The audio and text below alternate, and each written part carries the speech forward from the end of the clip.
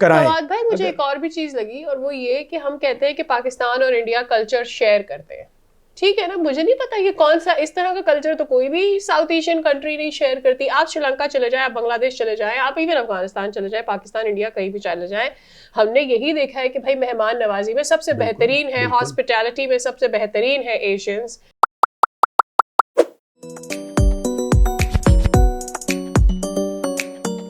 Hello and welcome to लपारा शॉट। मैं हूं सादिया साहब और मैं हूं फवाद मुस्तफा।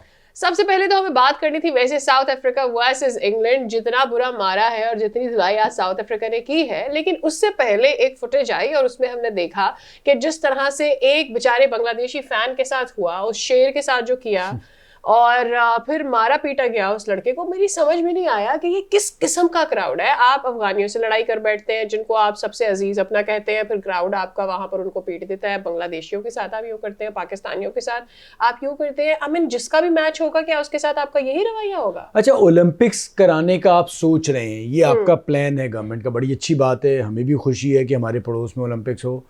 लेकिन अगर आपके यहाँ जो देखने वाले हैं खेलों को, उनको इतनी समझबूझ नहीं आएगी कि दूसरे मुल्कों के लोग भी आते हैं और वो अपनी टीम को सपोर्ट करते हैं, उनके हक़ में नारे भी लगाते हैं, वो पाकिस्तान जिंदाबाद के भी नारे लगाएंगे, वो अफगानिस्तान जिंदाबाद के भी नारे लगाएंगे, वो बांग्लादेश जिंदाबाद के भी नारे लगाएंगे, तो सिर्फ हिंदुस्तान जिंदाबाद के नारे तो हर नहीं लगाएगा ना। तो दिल अगर बड़ा है आपका तो फिर आप सोचें कि आप ये इतने बड़े इवेंट कराएं। फवाद भाई, मुझे एक और भी चीज लगी, और वो ये कि हम कहते हैं कि पाकिस्तान और इंडिया कल्चर शेयर करते हैं।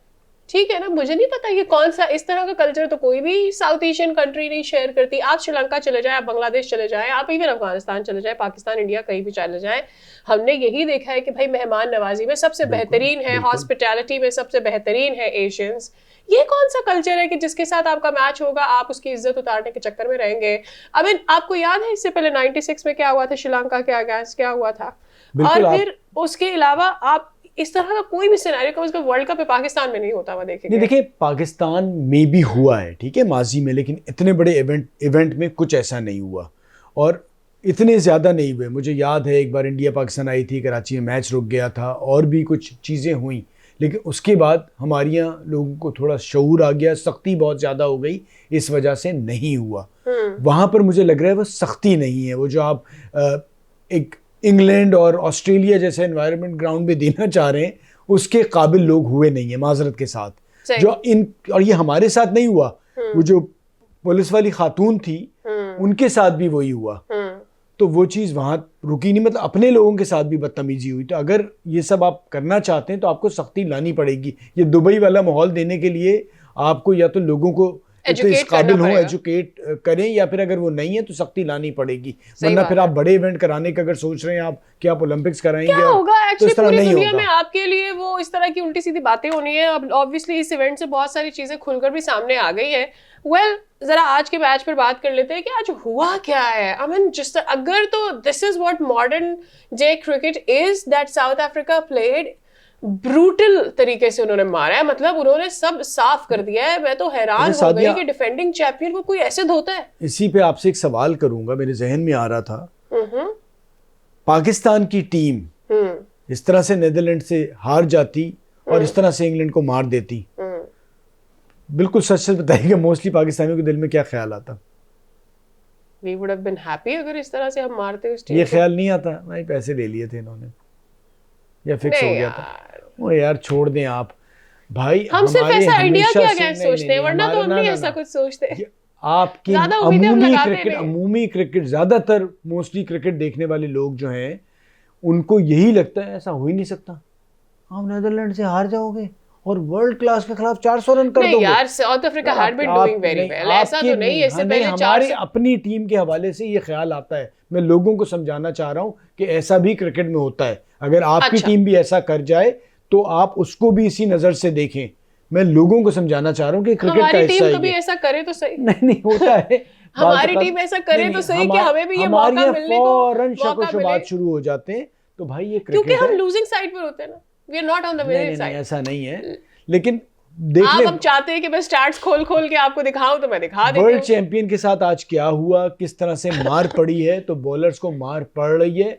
मुझे परेशानी है, मैं ग्रुप में भी कह रहा था कि यार ये चेज इंग्लैंड को करने जाना चाहिए, लेकिन इंग्लैंड इतना बुरा खेला है ये मैं एक्सपेक्ट नहीं कर रहा था जिस किस्म की उनकी बैटिंग थी। अच्छा, इतना बड़ा जो आप खुद भी ये बात करते हैं कि अगर इतना बड़ा टोटल बन जाता है तो उसके बाद उसे चेस करना आसान नहीं होता है, लेकिन आपको नहीं लग रहा कि इंग्लैंड शुरू से ऑफ कलर है? शुरू से, वर्ल्ड कप के शुरू से ही वो ऑफ कलर है। बिल्कुल इंग्लैंड अच्छा नहीं खेल रही और साउथ अफ्रीका भी पिछला मैच बहुत बुरा खेला था। तो ये वही बात, अब मैं ईजान की तरह पाकिस्तान के सपोर्ट में आ जाऊंगा। बी पॉजिटिव, वो तो बहुत ज़्यादा पॉजिटिव है कि भाई ये टीमें बुरा करेंगी और हमारा कुछ चांस बन जाएगा, क्योंकि दो ही टीमें लग रही हैं वर्ल्ड कप के करीब जो ऊपर जा रही हैं, एक न्यूजीलैंड है और एक इंडिया है। तो इसी वजह से मेरे ख्याल से अब देख भी अच्छा, मुझे ये बताएं, टर्निंग पॉइंट की तरफ जाया जाए। टर्निंग पॉइंट के बाद आते हैं ना, फिर बात करते हैं। I have something to talk. South Africa versus England, बड़ा मैच, बड़ी एक्सपेक्टेशन की लग रहा था कि आज जो है इंग्लैंड जो अच्छा मैच खेलेगी, अच्छी परफॉर्मेंस देगी, साउथ अफ्रीका को टफ टाइम तो देगी। जिस तरह की साउथ अफ्रीका बैटिंग कर रही है, जिस तरह की परफॉर्मेंस दे रही है, 400 रन बनाना उनके लिए कोई मुश्किल नहीं है। आज भी वही देखा लोगों ने 400 रन आराम से बना दी, लेकिन लग रहा था कि इंग्लैंड के खिलाफ थोड़ी मुश्किलात होंगी, इंग्लैंड के खिलाफ जो है साउथ अफ्रीका कहीं ना कहीं फंसेगी, लेकिन आज कुछ भी नजर नहीं आया था। जिस तरह की बैटिंग करी है साउथ अफ्रीका ने, आई थिंक मार्को जैनसन की बात करनी चाहिए, क्योंकि ऑब्वियसली नीचे आके 7वें नंबर पर आकर ऐसी बैटिंग कर देना। टर्निंग पॉइंट भी वही था, क्योंकि स्कोर इतना ज़्यादा नहीं था शुरू में। ऑब्वियसली आराम से साउथ अफ्रीका स्कोर कर रही थी। अगर 350 भी होता या 300 भी होता तो मैच जो है कहीं ना कहीं इंग्लैंड की फेवर में जा सकता था, क्योंकि 400 रन पड़ जाना उसके बाद जो है प्रेशर आ ही जाता है, जिसकी वजह से जो है आज हम लोगों ने देखा कि इंग्लैंड की टीम जो इंग्लैंड की बैटिंग कोलैप्स करी है। और साउथ अफ्रीका अगर स्कोर थोड़ा कम बनाता, वो सारा जो क्रेडिट जाता है जैनसन को। टर्निंग पॉइंट भी वही था, जैनसन ने जिस तरह की बैटिंग करी, नीचे से आके 75 रन बनाए हैं, वहाँ से मैच को चेंज करा साउथ अफ्रीका की तरफ पूरा ही पलट दिया और 400 रन का टारगेट कर दिया, जिसकी वजह से इंग्लैंड जो है प्रेशर में आई और जल्दी विकेटें गिरा देना। 3 विकेटें शुरू में गिर गई, उसकी वजह से क्या हुआ, इंग्लैंड जो है थोड़ा बैकवर्ड पे चले गई, जिसकी वजह से जो है वो कहीं मैच में वापस आ ही नहीं पाई। सेकंड इनिंग में हमने देखा इंग्लैंड जो है 100 रन पे भी आउट हो जाती है। अगर थोड़ा सा आखिरी विकेट पे स्कोर नहीं होता तो 170 रन कर दिए, वरना तो मुझे ऐसा लग रहा था कि 100 भी नहीं होंगे। तो आई थिंक पूरे मैच का टर्निंग पॉइंट वही था जब स्कोर इतना 400 रन हो गया, जॉनसन ने इतना स्कोर कर दिया और इंग्लैंड जो है वहां से वापस आ ही नहीं पाई। अच्छा जी, ये तो हमने बात कर ली ना। जरा अभी थोड़ी देर पहले जो आप इतना पॉजिटिव कर रहे थे, मुझे बताएं ना कौन सी टीमें इस एटीट्यूड के साथ मैचेस जीतती है कि अगर आप हारे तो आप अब्दुल्ला शफीक को भेज दें प्रेस कॉन्फ्रेंस करने के लिए इस एटीट्यूड के साथ। अच्छा, फिर मुझे तो सिर्फ एक सीधी सी बात है, अगर आप जीतो तो फिर अब ना आए, फिर बाबर आजम ना आए प्रेसर करने के लिए, उस वक्त भी किसी दूसरे को, फिर उस वक्त भी शॉन टेट को भेज दो, उस वक्त भी अब्दुल्ला शफीक को भेज दो, उस वक्त भी किसी को भी भेज दो, साउथ शकील को भेज दो, whosoever you want to send। एक दफा पहले आप शान मसूद को भेज चुके हैं, याद है आपको? सो टेस्ट के लिए आई हैव अ फीलिंग कि मतलब अगर आप अपनी हार फेस नहीं कर सकते तो भाई आप क्रिकेट कैसे खेलेंगे? फेस वो लोग करते हैं जो अपनी गलतियों की पहचान करना जानते हैं, जो अपनी गलतियां मानते ही नहीं है, पहचानते ही नहीं है। ओवरऑल हमारा मिजाज है कि हमें हार बर्दाश्त नहीं है, हमें हिम्मत नहीं होती, लेकिन फिर भी हम हारते जाते हैं। हमारी जब भी हार होती है इसी किस्म का हमारा रवैया होता है।